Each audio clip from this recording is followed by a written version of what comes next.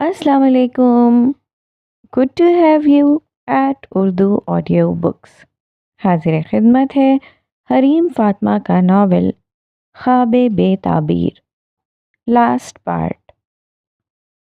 اگلے دن یوسف نے ادا کو پک کیا اور وہ اسے خوبصورت جگہ لے گیا تھا جو خاموش تھی ادا کی طرح اور پرسکون تھی یوسف کی طرح.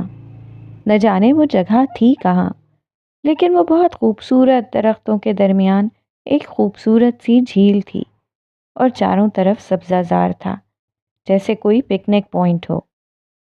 یوسف اور ادا ایک سائے دار درخت کے آگے بیٹھ گئے تھے. یہ خوبصورت ہے، ادا نے اس جھیل کو دیکھتے ہوئے کہا. واقعی بہت خوبصورت ہے، یوسف نے تائید کی. لیکن وہ جھیل نہیں دیکھ رہا تھا، وہ ادا کو دیکھ رہا تھا. ادا نے اسے دیکھا تو اس نے فوراً چہرہ موڑا. کیا؟ اس نے حیران ہو کر پوچھا. یہ جگہ، یوسف نے کہا. پھر چند لمحے خاموشی رہی. لوگوں کی اس بھیڑ میں ہونی چاہیے کوئی ایسی جگہ جہاں صرف آپ ہوں اور وہ ہو جو آپ کے لیے اہم ہے. وہ بولا تو ادا مسحور سی اسے سننے لگی. اس جگہ میں سکون ہے، خاموشی ہے. ادا نے آنکھیں بند کیں اور ایک لمبی گہری سانس لی. قدرت کی مہک اور اس شخص کی جو اس کا پسندیدہ تھا، ان کا ملاپ بہترین تھا. میری زندگی کے بہت سے تلخ حقائق ہیں جن سے میں چاہ کر بھی پیچھا نہیں چھڑا سکی. میرے پیرنٹس کی سیپریشن، چھوٹے بھائی کی ڈیتھ، اماں جان کی بیماری، اور بھی بہت کچھ تھا جن کا میں ذکر کرنے اگر بیٹھوں گی تو رات ہو جائے گی. لیکن میں ناشکری نہیں کر رہی. میرے رب نے مجھے ہر اس چیز سے نوازا جس کی میں نے خواہش کی. مشکلیں بھی تھیں، لیکن اگر نعمتیں گننے لگوں تو تھک جاؤں گی مگر کبھی شمار نہ کر پاؤں گی. اور ان سب میں سب سے بڑی نعمت تم جانتے ہو کیا ہے؟ ادا نے اس کی آنکھوں میں دیکھا. کیا؟ وہ اسے غور سے سن رہا تھا. تمہارا ساتھ. میری زندگی گھر اور اسپتال تک محدود ہو گئی تھی. پھر اچانک لگا کچھ بدلا ہے، لیکن انجانے میں سب کچھ بدل گیا تھا. وہ کہہ کر خاموش ہوئی، پھر اٹھی، پانی کے سامنے جا کر کھڑی ہوئی. وہ شفاف تھا. ادا کو اس میں اپنا چہرہ دکھائی دیا، پھر اپنے ساتھ کھڑے شخص کا بھی جو اس کے پیچھے آیا تھا. ادا، اس نے پکارا تو وہ متوجہ ہوئی. اسے کوہنی سے پکڑ کے اپنے سامنے کیا. ادا نے سر اٹھا کر اس کی آنکھوں میں دیکھا، جیسے اس کو سننے کے لیے خود کو تیار کیا ہو. مجھے آپ کی عادت ہو گئی ہے. میرے ذہن پر، میری سوچوں پر میرا اختیار نہیں رہا. جب میں آپ کو نہیں دیکھتا تو مجھے اپنا آپ خالی سا محسوس ہوتا ہے. اس دن سے جب میں نے آپ کو پہلی بار دیکھا تھا، آپ میری کچھ نہیں تھی، پھر آپ ہی میرا سب کچھ بن گئیں. ادا کا دل زور زور سے دھڑکنے لگا. یوسف نے اس کو کوہنی سے آزاد کیا تو اس نے اضطراب میں آ کر اپنے بال کان کے پیچھے اڑسے. وہ خاموش تھی. پھر یوسف بولا. میں نے بہت مشکل سے خود کو سمجھایا کہ اگر کہہ دوں گا تو زیادہ سے زیادہ کیا ہوگا. ادا میرے سینے پر مکے مارے گی اور میں جھیل کے پانی میں گر جاؤں گا. اس بات پر ادا نہ چاہتے ہوئے بھی ہنس دی. ویسے بھی مکے کھانے کی عادت تو مجھے ہے. وہ بھی ہنس دیا. میں بہت عرصے سے سب کو کہنے کی ہمت مجتمع کر رہا ہوں. میں کہوں گا کیا ہم دوست بن سکتے ہیں؟ وہ کہے گی وہ تو ہم پہلے ہی ہیں. پھر میں کہوں گا آپ میرے ساتھ چلیں گی؟ وہ کہے گی کہاں؟ وہ مسلسل اس کی آنکھوں میں دیکھتے کہہ رہا تھا. میں کہوں گا کہ پسند کرتا ہوں آپ کو. وہ کہے گی اتنی جلدی؟ میں کہوں گا محبت ہے، اور وہ مجھے شاید تھپڑ مار دے گی. وہ کسی خاموش سامع کی طرح اسے سنتی گئی. پھر وہ ایک لمحے کو رکا. میں نہیں جانتا کیسے کہوں. کیا آپ مجھے صرف یہ بتا سکتی ہیں کہ کیسے کہنا ہے؟ ایک فرمائش تھی شاید، اور وہ اس کی آنکھوں میں گم ہو گئی تھی. بس میرا نام لے لو، باقی میں سمجھ جاؤں گی. وہ مسکرا کر بولی. ادا، عقیدت سے کہا گیا. سمجھ گئی. وہ کہہ کر واپس اپنی جگہ پر جا کے بیٹھ گئی، درخت کے سامنے، جہاں سے سب نظر آ رہا تھا۔ وہ اس کے پیچھے ہو لیا اور اس کے ساتھ کچھ فاصلے پر بیٹھ گیا۔ آپ کچھ نہیں کہیں گی؟ ادا نے اسے دیکھا اور پھر کہا، یوسف۔ اس کی آنکھوں میں عقیدت تھی اور الفاظ میں پسندیدگی۔ سمجھ گیا۔ وہ مسکرایا تھا، زندگی سے بھرپور مسکراہٹ۔ محبت جو عقیدت کے بعد جنم لیتی ہے، ایک ایسا احساس جو زندگیاں مکمل کرتا ہے، جس کے بغیر سب ادھورا ہوتا ہے، جس کے ساتھ سب پورا ہو جاتا ہے، ایک ایسا جذبہ جو خاص وقت میں ضروری ہو جاتا ہے، اور جب محبت حاوی ہو جائے تو ماضی کی ساری شکایتیں بھول جاتی ہیں۔ وہ دونوں جو محبت کے سراپے تھے، جن کے ایک ساتھ ہونے پر قدرت کی ہر مخلوق رشک کی نگاہوں سے دیکھ رہی تھی، اور پھر کسی پرندے نے ان دونوں کے کان کے قریب سرگوشی کی، لوگ دیکھیں گے تو افسانہ بنا ڈالیں گے، یوں اس کے دل میں چلے جاؤ کہ آہٹ بھی نہ ہو۔ وہ سب میز پر بیٹھے کھانا کھا رہے تھے جب یوسف کا فون بجا۔ اس نے سب کو دیکھ کر ایکسکیوز می کہا اور میز سے اٹھ گیا۔ ایکسکیوزڈ، حیدر نے اسے غور سے دیکھ کر کہا۔ خضر نے اپنی مسکراہٹ لبوں پر ہی روکنے کی کوشش کی، جس میں وہ خاصا ناکام رہا تھا۔ وہ باہر چلا گیا تھا۔ اماں جان تم سے ملنا چاہتی ہیں یوسف، اور یہ بات سن کر اس کا دل ٹھکانے پر نہیں رہا۔ اوکے، کل میں اپنے پیرنٹس کے ساتھ آپ کے گھر آؤں گا، میں انتظار کروں گی، کہہ کر اس نے فون رکھا۔ وہ واپس آیا تو اس نے دیکھا سب کھانا چھوڑ کے اس کے انتظار میں بیٹھے ہیں۔ آپ لوگ رک کیوں گئے؟ اپنی کرسی کھینچ کے اس نے کہا۔ پھر اس نے سب کو دیکھا، پھر وہ سب کو اگنور کر کے جلدی جلدی اپنا کھانا ختم کرنے لگا۔ پھر اسے سب کو سب کچھ بتانا تھا۔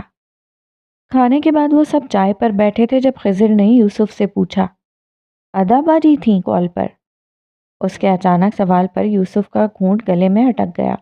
نین اس کے ساتھ بیٹھا تھا تو فوراً اس کی کمر پر تھپکی لگانے لگا۔ کھانسنے کے بعد اس نے خضر کو گھورا۔ ادا؟ ادا خان، وہ ڈاکٹر؟ حیدر کے ماتھے پر بل پڑے۔ اوکے، آئی تھنک مجھے اب آپ کو سب کچھ بتا دینا چاہیے۔ کل میں ادا کے گھر جا رہا ہوں، سمن آپا، نین اور ماما بابا کے ساتھ۔ اس نے حارث اور حیدر کے سر پر بم پھوڑا تھا۔ باقی دونوں تو کچھ کچھ جانتے تھے۔ وہ کیوں؟ حارث نے پوچھا۔ ایک لڑکا اپنی فیملی کے ساتھ ایک لڑکی کے گھر کیوں جاتا ہے؟ اس نے اب کی بار حارث کو گھورا تھا۔ Are you serious? اس نے اپنا کپ ٹیبل پر رکھ دیا۔ حیرت سے اس کی آنکھیں کھل گئی تھیں۔ آف کورس، اس نے شانے اچکائے۔ حیدر کے چہرے پر ہنوز ناگواری تھی۔ نین، تم کتنے نارمل ہو، یعنی تم جانتے تھے؟ حارث نے اسے دیکھ کر پوچھا۔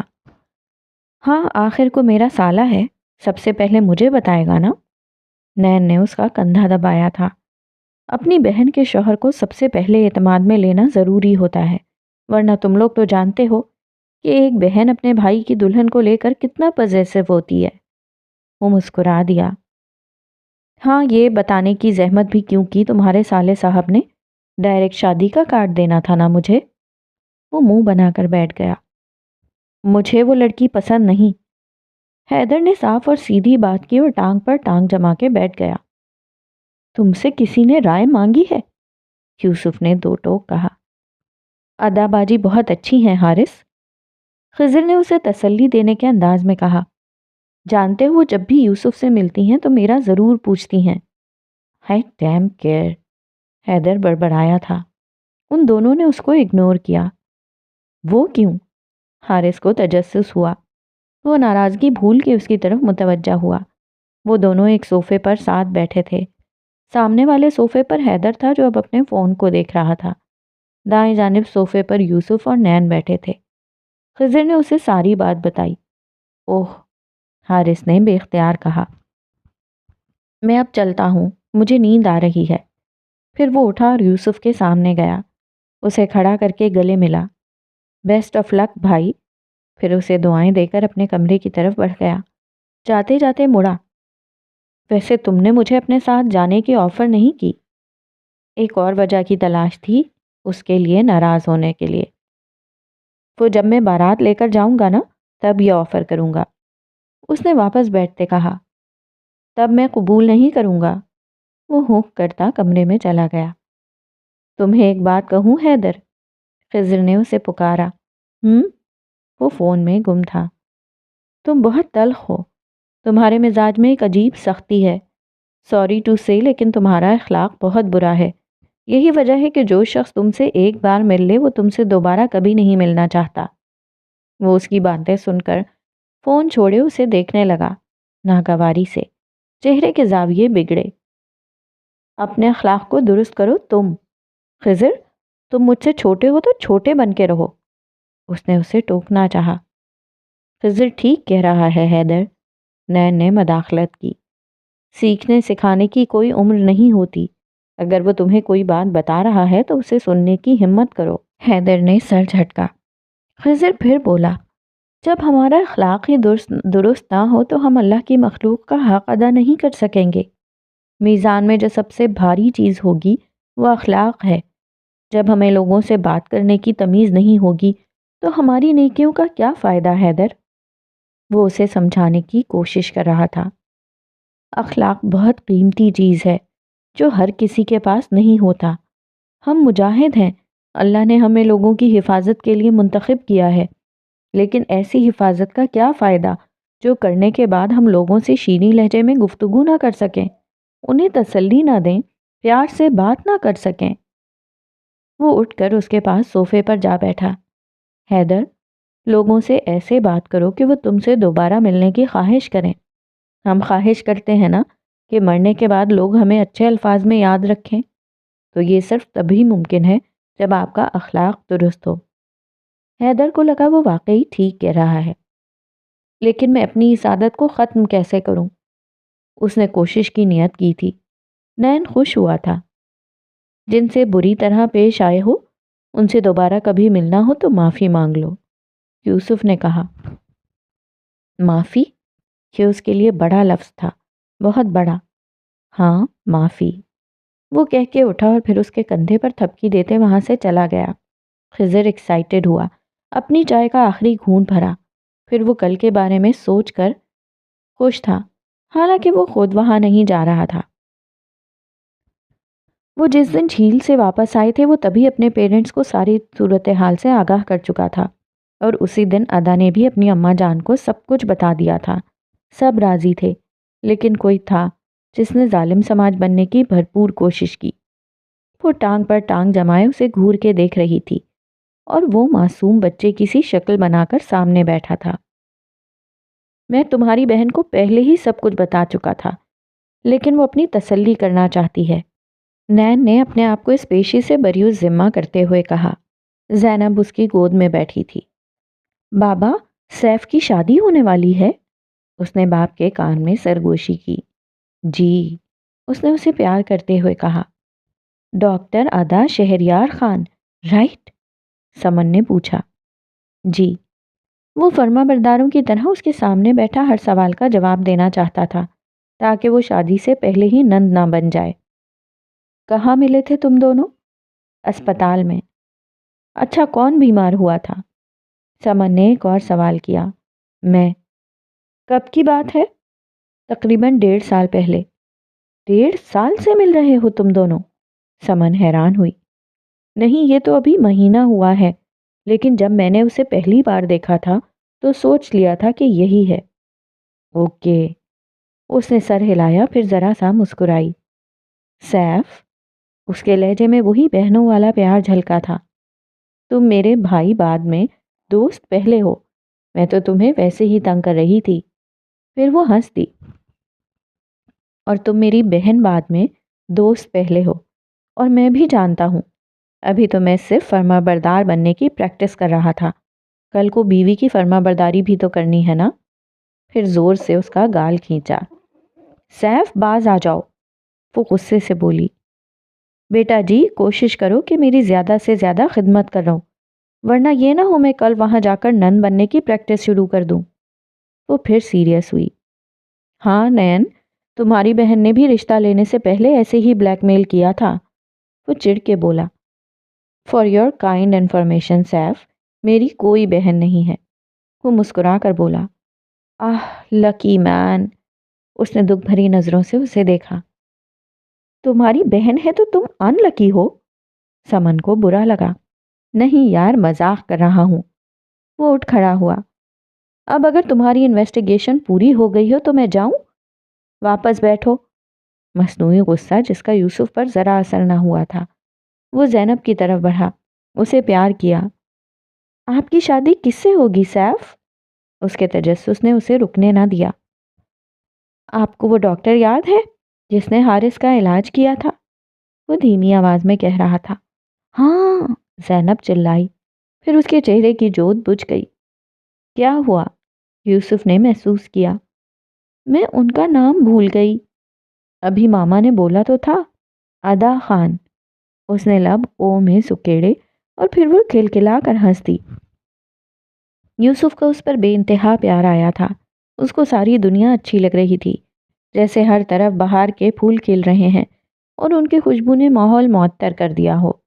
رنگ برنگی تتلیاں ان پر آ کر بیٹھ رہی ہیں، سب کچھ خوبصورت تھا، اور وہ سراپا بھی جو ہر وقت اس کے ذہن میں رہتا تھا۔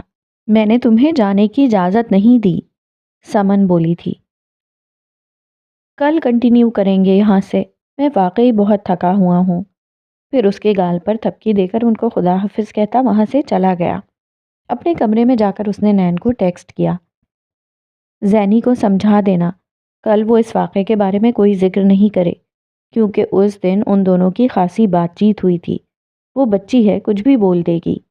کل میرے لیے خاص دن ہے، میں نہیں چاہتا کہ کسی بھی وجہ سے کوئی شک میں پڑے یا سچویشن آکورڈ ہو۔ میں نے اور ادا نے ایک دوسرے سے وعدہ کیا ہے کہ کسی بھی قسم کے ماضی کو نہیں دہرانا، اس لیے تم بھی خیال رکھنا۔ اوکے، ڈونٹ وری، ذوالقرنین نے جواب دیا۔ اس نے فون سائڈ ٹیبل پر رکھا اور سکون کی سانس لے کر ان خوبصورت لمحات کو تصور کرنے لگا جو آئیں گے۔ ہزاروں مشغلے ہیں جو ہمیں مصروف رکھتے ہیں، مگر محسن وہ ایسے ہیں کہ پھر بھی یاد آتے ہیں۔ اگلے دن دونوں فیملیز کی ملاقات بہترین رہی تھی۔ یوسف کی والدہ بھی شفیق خاتون تھیں۔ ان میں کچھ بھی ٹپکل عورتوں جیسا نہیں تھا۔ سمن کو ادا پسند آئی تھی۔ کھانا کھانے کے بعد وہ سب چائے پر بیٹھے تھے جب سمن نے ادا کی اماں جان سے کہا، aunty if you don't mind, میں ادا سے اکیلے میں بات کرنا چاہتی ہوں۔ انہوں نے اجازت دی۔ یوسف نے مشکوک نظروں سے اسے دیکھا۔ سمن نے اسے آنکھوں سے اشارہ کیا کہ تسلی رکھے، لیکن اسے پھر بھی اس پر شک تھا کہ کچھ الٹا سیدھا نہ کہہ دے۔ اور یوسف بیٹا، آپ کی کیا مصروفیات ہیں؟ وہ اب اس کی طرف متوجہ ہوئی تھیں۔ کچھ خاص نہیں آنٹی، یہاں میں اور ذوالقرنین بابا کی فرم کا کام دیکھتے ہیں اور زمینوں کا کام بابا کے حوالے ہے۔ فارغ وقت میں کتابیں پڑھتا ہوں، جم چلا جاتا ہوں، بس یہی۔ ہائے، کتنا شریف آدمی لگا تھا وہ انہیں، کیونکہ اس نے اپنی اصل مصروفیات کے بارے میں نہیں بتایا تھا۔ ماشاءاللہ، انہوں نے مسکرا کر کہا۔ ادا سمن کو باہر لان میں لے گئی تھی۔ باہر چیئرز پر وہ دونوں آمنے سامنے بیٹھی تھیں۔ تم بہت اچھی ہو ادا، خوبصورت ہو، ذہین ہو، تم میں ہر وہ کوالٹی ہے جو ہر لڑکے کے گھر والوں کی ڈیمانڈ ہوتی ہے۔ لیکن ایک بہت اہم بات کرنا چاہتی ہوں میں تم سے۔ وہ ٹھہری، اسے غور سے دیکھا۔ ادا خاموشی سے اسے سن رہی تھی۔ دیکھو مجھے غلط نہ سمجھنا، لیکن تم بہت سادہ مزاج لڑکی ہو اور تمہاری زندگی بھی سادہ ہے، لیکن یوسف کی زندگی بہت پیچیدہ ہے۔ تم بھی یہ بات جانتی ہو اور میں بھی۔ وہ کوئی فوجی نہیں ہے، لیکن اس کا جہاد کسی فوجی مجاہد سے کم نہیں ہے، اور ایک مجاہد کی بیوی کو اپنا دل بڑا کرنا پڑتا ہے، بہت بڑا۔ وہ ان معصوم بچوں کی زندگیوں کے لیے لڑتا ہے جو جانے انجانے میں اپنے ساتھ بہت برا کر دیتے ہیں، پھر جن کو انصاف دلانے کے لیے ان کے ماں باپ بھی کچھ نہیں کر پاتے۔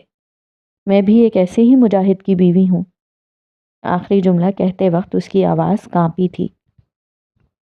وہ بچے جو اپنا اچھا برا نہیں جانتے ادا، چھوٹی سی عمروں میں ہی وہ ڈرگز ایڈکٹ بن جاتے ہیں، ان منشیات کے عادی ہو جاتے ہیں جو ان کی جان لے لیتے ہیں۔ ہمارے ایک ملازم کا بیٹا تھا، میں نے اپنی آنکھوں کے سامنے اس کی جان جاتے دیکھی ہے۔ یہ منشیات کہاں سے آتی ہیں؟ ان کی سپلائیں، ان کی اسمگلنگ کرنے والوں کو روکنے والے مجاہد یہ ہیں سب۔ نہ جانے کتنے بچوں کی جان بچانے کا وسیلہ بنے ہیں یہ پانچوں۔ وہ کہہ کر کچھ لمحے کے لیے رکی۔ میں سب جانتی ہوں سمن، میرا اپنا چھوٹا بھائی ان منشیات کے استعمال کی وجہ سے… الفاظ حلق میں رہ گئے تھے۔ سمن نے بے یقینی سے اسے دیکھا۔ آئی ایم سوری ادا، اس نے اس کے ہاتھ پر اپنا ہاتھ رکھ کر تسلی دینا چاہی۔ میں زیادہ کچھ نہیں جانتی، لیکن ہر کام سر انجام دینے کے بعد ہی صحیح، لیکن نین مجھے بتاتے ضرور ہیں۔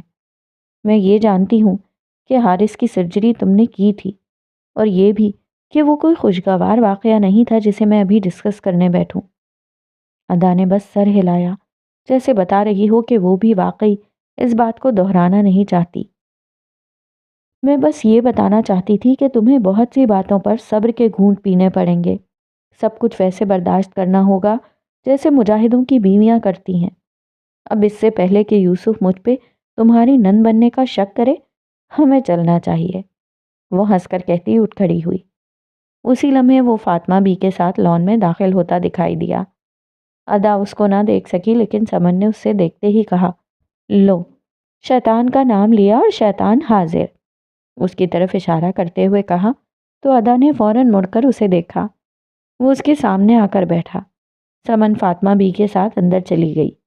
ادا کو لگا اس کا دل حلق میں آ کر دھڑک رہا ہو۔ کچھ دیر خاموشی کے بعد وہ بولا، 1.5 سال پہلے میں نے آپ کو لے کر جو خواب دیکھا تھا، مجھے لگتا تھا کہ اس کی کوئی تعبیر نہیں ہے، لیکن مجھے آج پتہ چلا کہ میرے خواب کی تعبیر کتنی خوبصورت ہے۔ وہ اسے نہیں دیکھ رہا تھا، اور ادا بھی اپنے لان میں تازہ اگتے پھولوں کو دیکھ رہی تھی۔ ہر خواب کی کوئی نہ کوئی تعبیر ضرور ہوتی ہے، پھر چاہے وہ خواب اچھا ہو یا برا۔ اور اگر محسوس ہو کہ یہ خواب بے تعبیر ہے تو اللہ سے دعا مانگنی چاہیے۔ دعا ہر مسئلے کا حل ہے۔ پھر رب اپنے بندے کے ساتھ اس کے گمان کے مطابق معاملہ کرتا ہے، اور جو ہوتا ہے ہمارے حق میں بہترین ہی ہوتا ہے، پھر چاہے ہمیں وہ ناگوار گزرے یا مناسب۔ وہ کہہ رہی تھی اور وہ اسے سن رہا تھا، اور پھر وہ کہتی رہی اور وہ اسے سنتا رہا۔ ادا خان کو سننا یوسف ذوالفقار کا پسندیدہ مشغلہ ہے۔ وہ جب بھی بولتی تھی تو بہت خوبصورت بولتی تھی۔ اس کی آواز میں ایک ٹھہراؤ اور الفاظ کا چناؤ بھی بہت اچھا تھا، اس لیے اگر وہ کبھی کچھ برا بھلا بھی کہتی تو محسوس ہی نہیں ہوتا تھا۔ اتنے پیارے انداز میں اپنی باتیں لوگوں تک پہنچانے کا ہنر کسی کسی کو ہی آتا ہے۔ اندر لیونگ روم میں سب بیٹھے تھے جب یوسف کے بابا نے کہنا شروع کیا، جب دونوں بچے ایک دوسرے کو پسند کرتے ہیں تو بلا وجہ دیر کرنے کی کوئی معقول وجہ نہیں ملتی، اور ویسے بھی نیک کام میں دیر نہیں کرنی چاہیے۔ آپ کی بات اپنی جگہ ٹھیک ہے بھائی، لیکن شادی کی تیاری کے لیے مجھے کچھ وقت درکار ہوگا۔ وہ ان کی بات سن کر ذرا پریشان ہو گئی تھی۔ اس کی آپ فکر نہ کریں، ہمارے خاندان میں جہیز لینے کا کوئی رواج نہیں ہے۔ اللہ کے حکم سے کسی چیز کی کبھی کمی نہیں آئی۔ یوسف کی والدہ نے گفتگو میں حصہ لیا، اور ہمارے ہاں شادی سے چند دن پہلے نکاح کر دیا جاتا ہے۔ اگر آپ کو کوئی اعتراض نہ ہو تو 3 مہینے بعد نکاح کی کوئی تاریخ رکھ لیتے ہیں۔ اتنی جلدی؟ ان کی پریشانی میں اضافہ ہوا۔ سمن اٹھ کر ان کے پاس گئی، ان کا ہاتھ اپنے ہاتھ میں لیا۔ آپ کسی بھی چیز کی فکر نہ کیجیے گا آنٹی، ہم سب تیاریوں میں آپ کا ہاتھ بٹائیں گے۔ ویسے بھی آپ کے گھر میں کوئی مرد نہیں ہے، اس لیے میں اور نین تو آپ کی طرف سے ہوں گے۔ اور ایسا کریں خضر کو بھی ساتھ ملا لیں، اور ہم مل کر بارات کا استقبال کریں گے۔ اور بلقیس خان کو واقعی گھر سا محسوس ہوا تھا ان لوگوں کے درمیان۔ وہ سب پل میں کسی کو بھی اپنانے کا ہنر رکھتے تھے۔ سمن ٹھیک کہہ رہی ہے آنٹی، آپ مجھے اپنا بیٹا سمجھیں۔ کوئی بھی کام ہو بلا جھجک مجھے کہہ دیجیے گا، میں آپ کو بالکل مایوس نہیں کروں گا۔ اور پھر یک دم اس گھر کے سناٹے کی جگہ خوشیوں اور رنگوں نے لے لی تھی۔ زینب بھاگتی ہوئی باہر گئی۔ اس کے ماموں کی شادی تھی، اور ماموں کو ہی خبر نہیں تھی۔ وہ یہ بات سب سے پہلے انہیں بتائے گی۔ پھر اسی دن یوسف کی والدہ نے اسے انگوٹھی پکڑائی جو اس نے سب گھر والوں کے سامنے ادا کو پہنائی تھی۔ نین نے ویڈیو بنائی تھی، باقیوں کو بھی تو دکھانی ہے۔ وہ جانتا تھا حارث اور خضر بہت ناراض ہوں گے، اکیلے اکیلے منگنی بھی کر لی، انہوں نے خوب شرارتیں کرنی تھیں، لیکن وہ یہ بھی جانتا تھا کہ اس سب کی کسر وہ نکاح والے دن نکال لیں گے۔ پھر یوں ہوا کہ زندگی نے خوبصورت موڑ پکڑا اور اس ڈگر پر دھیرے دھیرے چلنا شروع کیا۔ زندگی کے راستے میں بہار ابھی آنی تھی اور خزاں بھی۔ یہ سب لکھا جاتا ہے اور یہ سب ہونا ہوتا ہے۔ انسان ساری خزائیں ہنس کر قبول کر لیتا ہے جب کوئی بہت اپنا، بہت عزیز ساتھ ہوتا ہے۔ 3 مہینے بعد آج ان کا نکاح تھا۔ وہ سفید رنگ کے غرارے اور گھٹنوں تک آتی سفید قمیض میں ملبوس سرخ رنگ کے دوپٹے میں بہت خوبصورت لگ رہی تھی۔ نکاح کی وہ چھوٹی سی تقریب گھر پر ہی کی گئی تھی۔ سب کچھ بہت خوبصورتی سے سجایا گیا تھا۔ گیندے کے پھولوں سے سارے گھر کو سجایا گیا تھا۔ ادا کمرے میں تھی، اس کے ساتھ سمن تھی۔ بہت خوبصورت لگ رہی ہو ماشاءاللہ، اس کے کندھے پر ہاتھ رکھتے، اسے رشک کی نگاہ سے دیکھتے سمن نے کہا۔ شکریہ۔ ادا نے اس کے ہاتھ پر اپنا ہاتھ رکھا اور پھر ذرا سا مسکرائی۔ وہ یوسف کے گھر میں تھی، لیکن اس سب کے لیے بلقیس خاتون بہت مشکل سے مانی تھی۔ انہیں نکاح سے پہلے اس کا اس گھر میں جانا بالکل مناسب نہیں لگا تھا، لیکن سمن اور نین نے جس طرح سے کہا تھا وہ ان کے خلوص کے سامنے پہلے ہی بہت شرمندہ ہوتی تھی، اس لیے منع نہ کر سکی۔ باہر خضر اسٹیج سیٹ کروانے میں مصروف تھا جہاں نکاح کے بعد انہیں بیٹھنا تھا۔ وہ تیاریوں میں ایسے مشغول تھا جیسے واقعی اس کی اپنی بہن کی شادی ہو۔ اس نے اسے باجی کہا تھا، پھر اپنے کہے کا حق بھی ادا کیا تھا۔ ذوالقرنین اور کاموں میں الجھا ہوا تھا، لیکن کوئی شخص تھا جو کچھ نہیں کر رہا تھا اور گہری سوچ میں گم ادھر ادھر ٹہل رہا تھا۔ وہ حیدر تھا۔ زینب بھاگتے ہوئے اپنے بابا کے پاس جا رہی تھی جب اس نے اسے بلایا۔ پرنسس، یہاں آؤ۔ اس کے اشارے پر وہ وہاں رک گئی، پھر کچھ سوچنے کے بعد اس کے قریب چلی آئی۔ جلدی کہو، مجھے بابا کے پاس جانا ہے، وہ ناک چڑھا کر بولی۔ حیدر تو اسے ویسے ہی اچھا نہیں لگتا تھا، لیکن اب وہ کیا کرتی، تھا تو اس کا چاچو نا۔ آپ کی ماما کہاں ہے؟ اپنے روم میں۔ اور ادا کہاں ہے؟ جہاں ماما ہے، کہہ کر وہ بھاگ گئی۔ حیدر نے نچلا لب کاٹا۔ کچھ تھا جو بہت دنوں سے اسے پریشان کر رہا تھا، لیکن مسئلہ یہ تھا کہ وہ کسی نتیجے پر نہیں پہنچا تھا۔ پھر کچھ سوچتے ہوئے اس نے زینے چڑھنا شروع کیے۔ آہستہ آہستہ اس دروازے کے قریب پہنچ کر اس نے ناک کیا۔ دروازہ کھلا۔ سمن باہر آئی تھی۔ ہاں بولو حیدر، کوئی کام تھا؟ وہ مصروف سی پوچھ رہی تھی۔ ادا اندر ہیں؟ اس نے کچھ سوچ کر آخر پوچھ لیا۔ ہاں، کہہ کر اس نے حیرانی سے اس کا چہرہ دیکھا۔ تم کیوں پوچھ رہے ہو؟ مجھے ان سے بات کرنی ہے۔ اتنا شریف وہ کب ہوا تھا؟ کیا کہنا ہے حیدر اس وقت تم نے؟ سمن الجھی تھی۔ میں نے معافی مانگنی ہے۔ اس نے سر جھکا لیا۔ کیا؟ سمن کو لگا اس نے غلط سنا ہے۔ یار میں نے اپنا ارادہ ہی بدل لینا ہے، مجھے آنے دے اندر پلیز، وہ اکتا کر بولا تھا۔ سمن کچھ سوچ کر اس کے سامنے سے ہٹ گئی۔ وہ اتنا غیر سنجیدہ انسان نہیں تھا جو اس وقت کوئی مزاح کرتا، اور ویسے بھی یہ اس کی عادت نہیں تھی۔ یقیناً کوئی وجہ تھی تو وہ یوں آیا تھا۔ وہ دروازے کے پاس کھڑی رہی۔ حیدر نظریں جھکائے اندر آ گیا۔ میں اپنے کہے گئے ہر لفظ اور کیے گئے ہر رویے کے لیے شرمندہ ہوں۔ اس نے نظریں نہیں اٹھائی تھیں۔ اپنی دلہن کو دیکھنے کا سب سے پہلا حق یوسف کا تھا، اور وہ بلا وجہ لوگوں کی حق تلفی کرنے والوں میں سے نہیں تھا۔ ادا نے مڑ کر اسے دیکھا، جھکی آنکھیں، شرمندہ چہرہ۔ اٹس اوکے حیدر، میں ماضی کو کریدنے والوں میں سے نہیں ہوں۔ میرے لیے یہاں وہ اہم نہیں تھا جو ہوا، اور اہم یہ ہے کہ تمہیں واقعی اپنے کیے پر شرمندگی ہے، وہ اعتماد سے سر اٹھائے کہہ رہی تھی۔ میں نہیں جانتا ایسا کیوں ہوا، لیکن آپ کہنا چاہیے، مجھے اب تو ویسے بھی ہم میں تکلف والا ایک رشتہ بن گیا ہے۔ تم، میرا مطلب ہے آپ میری بھابھی بننے والی ہیں نا؟ آپ وہ پہلی انسان ہیں جن سے میں نے کبھی معافی مانگی ہے۔ میں امید کرتی ہوں کہ میں آخری نہیں ہوں گی۔ اگر کبھی غلطی اپنی ہو تو ہنس کر تسلیم کر لینا، اور محسوس کرنا کہ معافی مانگنے کے بعد کوئی فرق نہیں پڑے گا، یا شاید فرق پڑ جائے۔ لوگ تم سے مل کر خوش ہوں گے۔ انسان کو اس قابل تو ہونا چاہیے کہ جب وہ لوگوں سے ملے تو اس کا اخلاق سب کو یاد رہ جائے۔ وہ کہہ کر خاموش ہوئی۔ حیدر نے سر ہلایا لیکن نظریں نہیں اٹھائیں اور بنا کچھ کہے وہاں سے چلا گیا۔ ابھی وہ صرف اس کی اتنی ہی بات ہضم کر سکتا تھا۔ وہ گیا تو سمن نے دروازہ بند کیا۔ یہ حیدر تھا؟ وہ حیرت سے دنگ رہ گئی تھی۔ ادا مسکرا دی۔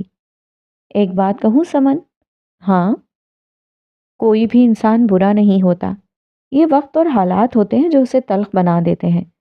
جب بھی کسی برے شخص سے ملو تو یہ ضرور سوچنا کہ وہ ایسا ہے نہیں، بلکہ اس کی زندگی کے پس منظر میں کوئی واقعہ ایسا ضرور تھا جس نے اسے ایسا بنا دیا۔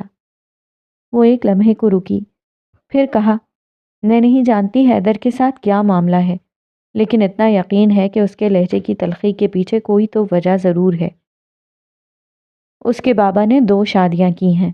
حیدر ان کی پہلی وائف سے ہے، لیکن اس کی پیدائش سے چند سال بعد اس کی مدر کی ڈیتھ ہو گئی تھی۔ اس کے فادر نے چند مہینے بعد ہی دوسری شادی کر لی تھی۔ ایک چھوٹے بچے کے لیے سوتیلی ماں، واقعی تم سمجھتی ہو۔ حارث تو اس کے جتنا لگتا ہے، انفیکٹ مجھے تو حارث بڑا لگتا ہے، ادا نے کہا۔ وہ اس کا سوتیلا بھائی ہے، ان دونوں میں قریباً 4 سال کا فرق ہے۔ جہاں تک لگنے کی بات ہے تو وہ تو اکثر بہن بھائیوں میں ہوتا ہی ہے، چھوٹا بڑا لگتا ہے اور بڑا چھوٹا۔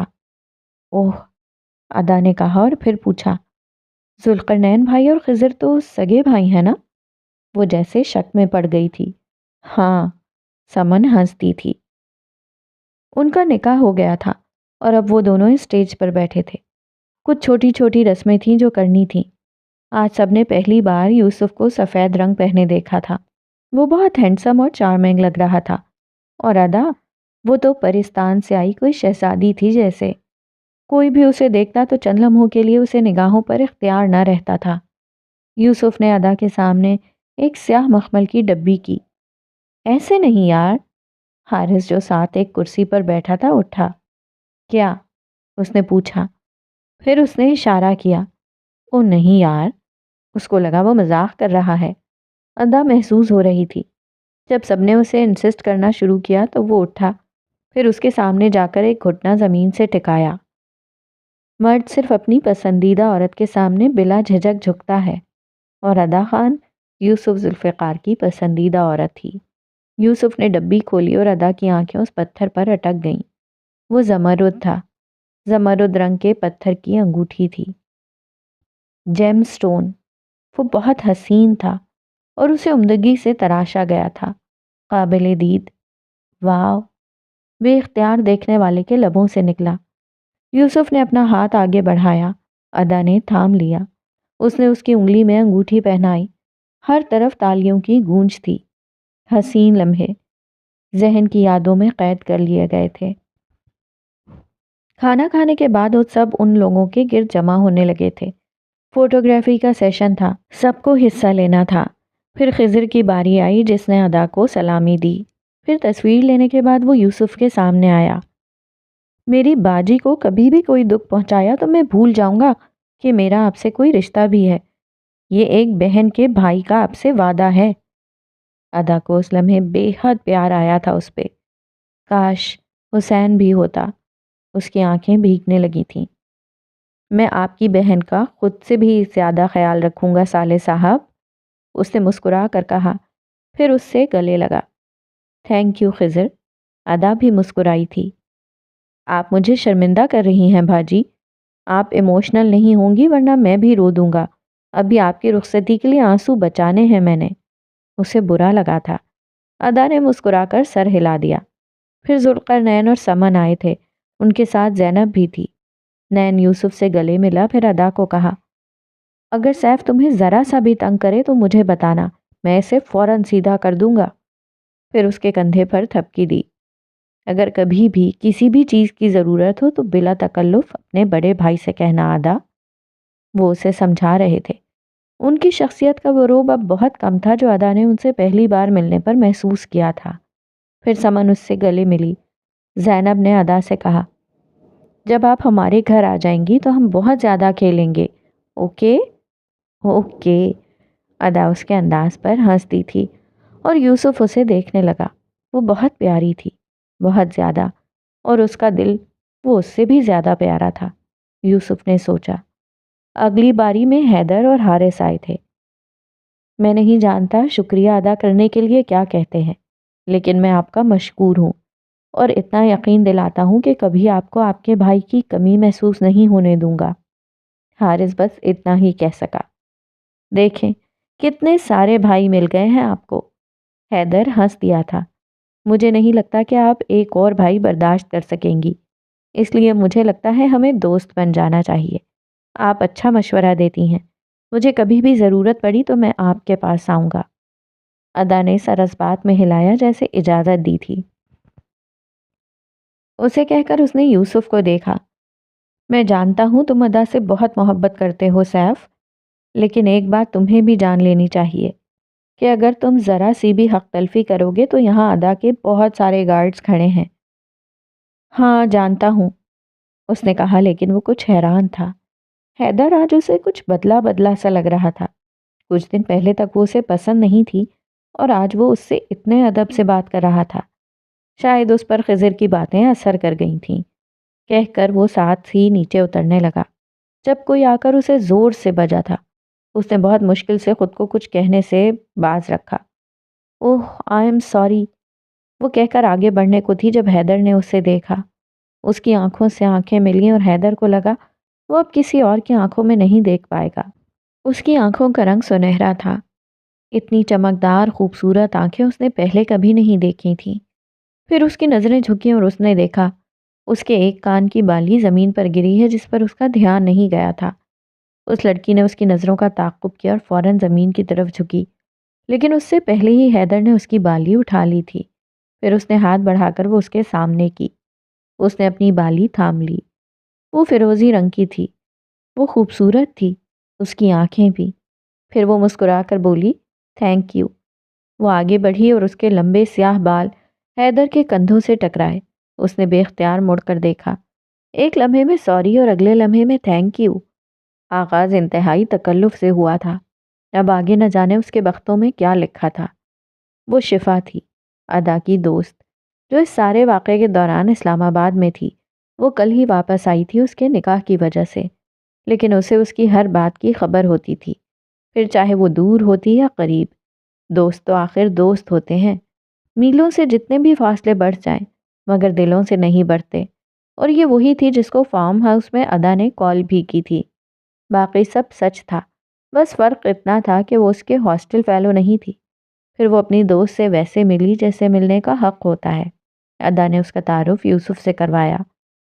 آپ سے مل کر خوشی ہوئی، شفا نے کہا۔ مجھے بھی، وہ ذرا سا مسکرایا۔ ہر کسی کے ساتھ بے تکلف ہونے کی اس کی عادت نہیں تھی اور ویسے بھی وہ اس سے پہلی بار ملا تھا۔ لیکن شفا بہت سی چیزوں کو لے کر ان کلیئر تھی، ابھی بھی بہت سے کیا، کیوں، کیسے باقی تھے۔ سوری ادا، میں پہلے نہیں آ سکی، تمہیں پتہ ہے میری کلاسز تھیں، وہ شرمندہ سی کہہ رہی تھی۔ اٹس اوکے شفا، میں سمجھتی ہوں، اب شادی تک تو رکو گی نا؟ اس نے امید بھری نگاہوں سے اسے دیکھا۔ ہاں انشاءاللہ، میں کہیں نہیں جا رہی، تمہیں رخصت کروا کر ہی جاؤں گی، وہ ہنستے ہوئے کہہ رہی تھی، اور وہ وہاں سے کچھ فاصلے پر کھڑا حیدر اسے دیکھ رہا تھا۔ یہ وہ احساس تھا جس کو جب تک خود ایکسپیرینس نہ کر لو تب تک مذاق ہی لگتا ہے، لیکن اب وہ اسے مذاق نہیں لگ رہا تھا۔ وہ پارک کے بینچ پر بیٹھا اس کا انتظار کر رہا تھا۔ پھر اسے محسوس ہوا کہ وہ آ گئی تھی۔ اس کے آنے سے پہلے ہی اس کی خوشبو اس کے آنے کا پتہ دیتی تھی۔ السلام علیکم کہتی وہ اس کے ساتھ بیٹھ گئی۔ وعلیکم السلام، وہ خوش ہو کر بولا۔ بہت دیر کر دی مہرباں آتے آتے، اس کے انداز پر ادا ہنس دی۔ وہ آدھے گھنٹے سے اس کے انتظار میں بیٹھا تھا۔ لاہور کی عوام میں بھی دن بدن اضافہ ہوتا جا رہا ہے، اس لیے کافی ٹریفک تھی، معذرت، اس نے ہاتھ اٹھاتے کہا۔ اچھا یہ تو بتاؤ کس لیے بلایا تھا؟ لو، مجھے آپ کو بلانے کے لیے اب بھی کوئی وجہ درکار ہونی ضروری ہے، اس نے جیسے برا مانا تھا۔ نہیں، ادا نے محظوظ ہو کے کہا۔ پھر یوسف نے اس کا ہاتھ اپنے ہاتھ میں لیا۔ اس کے ہاتھ میں زمرد کے پتھر کی انگوٹھی تھی۔ یہ بہت پیاری ہے یوسف، ہے نا؟ ادا نے خوشی سے کہا۔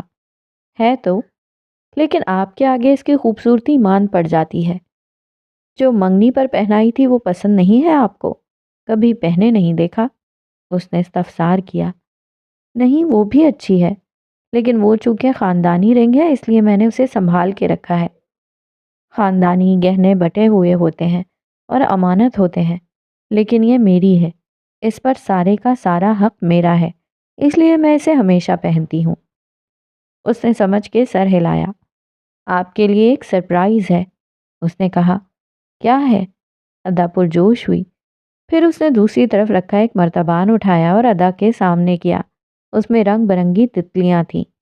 وہ جانتا تھا کہ ادا کو تتلیاں بہت پسند ہیں، بلکہ ان سے محبت تھی۔ یہ ایک اچھا سرپرائز تھا۔ ادا بہت خوش ہوئی۔ اس نے اس کے ہاتھ سے جاڑ لیا اور وہ اسے دیکھنے لگی۔ وہ نازک تتلیوں کو مسحور ہو کر دیکھ رہی تھی اور یوسف ادا کو۔ چند لمحے وہ اسے بہت پیاری لگی تھی۔ پھر اس نے کچھ محسوس کیا اور جار اپنی گود میں رکھا، اس کا ڈھکن کھول کر سائڈ پر رکھ دیا اور پھر اس تتلیوں سے بھرے مرتبان کو اوپر کیا اور یکے بعد دیگرے ہر تتلی آزاد ہوتی گئی۔ یوسف نے اسے حیرت سے دیکھا۔ اس کی آنکھوں میں سوال تھا۔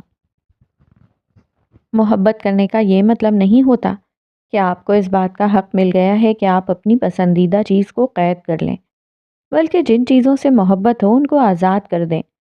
پھر اگر وہ بھی آپ سے محبت کرتا ہو تو آپ تک ضرور لوٹے گا۔ پھر اس نے جاڑ نیچے کیا اور اس کا ڈھکن لگا کر اسے سائڈ پر رکھ دیا۔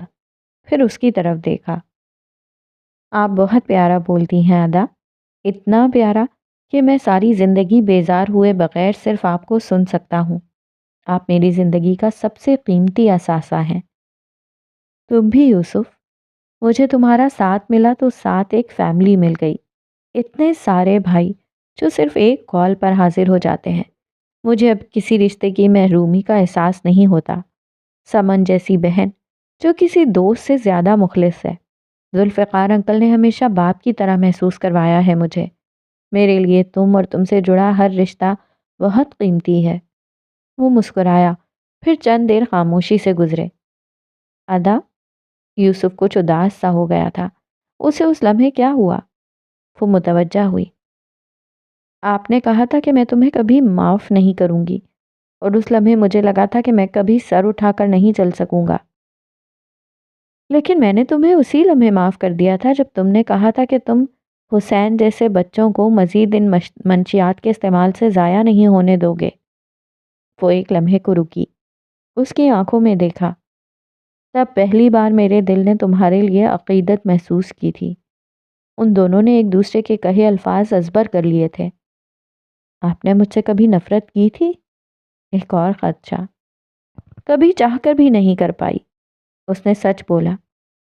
کچھ لمحے ہماری زندگی میں بہت ناگوار ہوتے ہیں، لیکن انہیں ہونا ہوتا ہے، کیونکہ سب لکھا گیا تھا۔ یہ سب ہونے کو تھا سو ہوا، اس نے کہا۔ پھر اس کا فون بجا۔ اس نے اسکرین یوسف کے سامنے کی۔ یوسف نے نہ سمجھی سے اسے دیکھا۔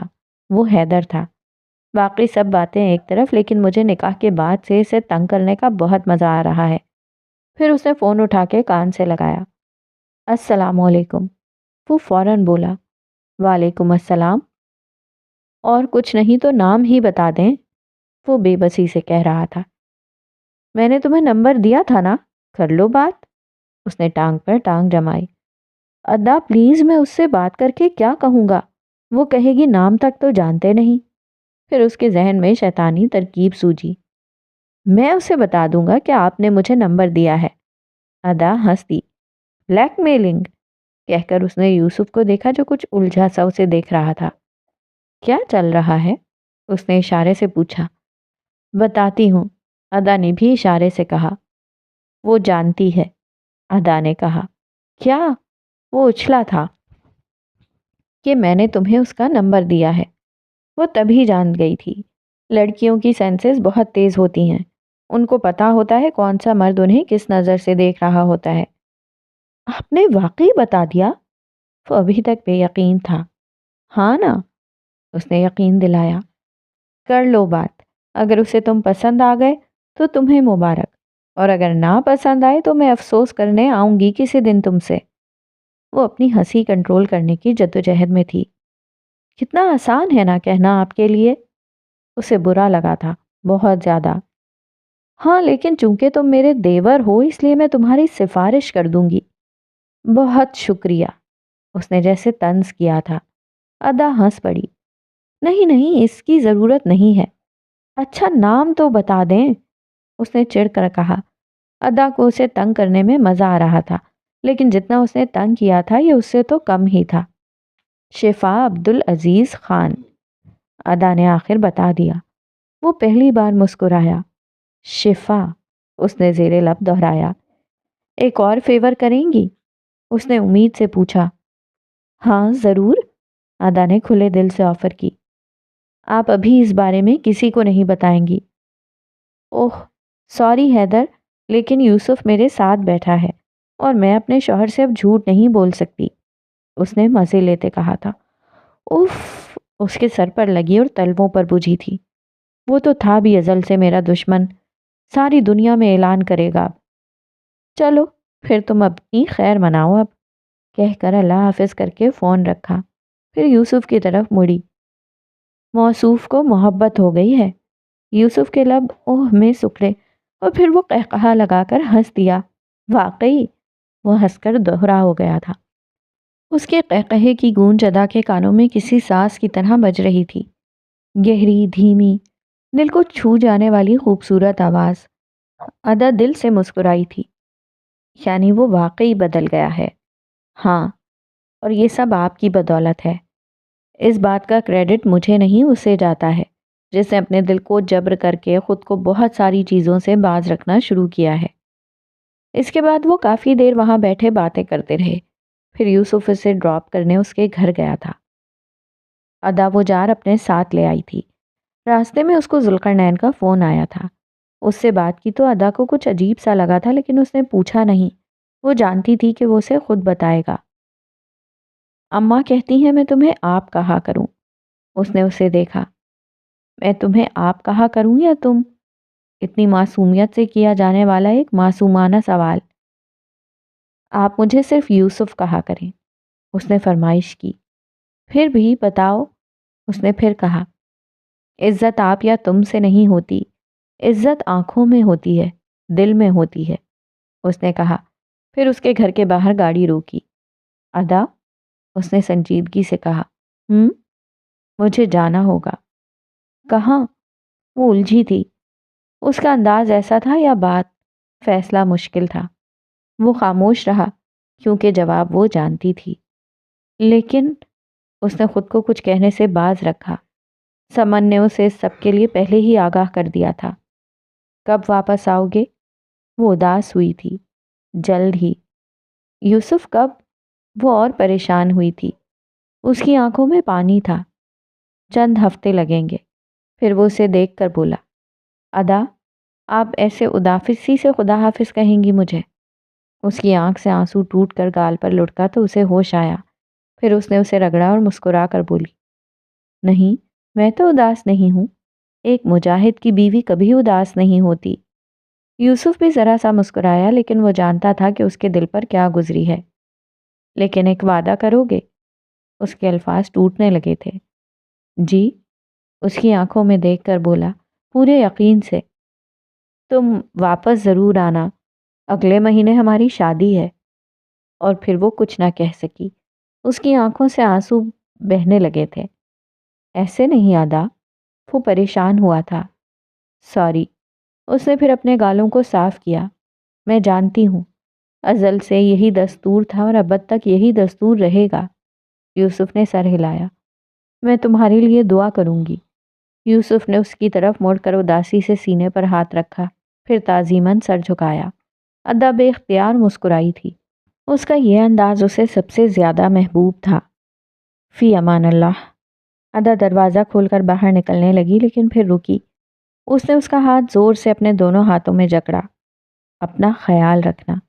یوسف نے اس کے ہاتھ پر اپنا دوسرا ہاتھ رکھا۔ آپ بھی اپنا خیال رکھیے گا۔ اس نے سر ہلایا اور پھر وہ چلی گئی۔ وہ دروازے کے پاس جا کر رکی، پھر اسے مڑ کر دیکھا اور وہ اسے جاتے دیکھتا رہا، تب تک جب تک وہ نگاہوں سے اوجھل نہیں ہو گئی۔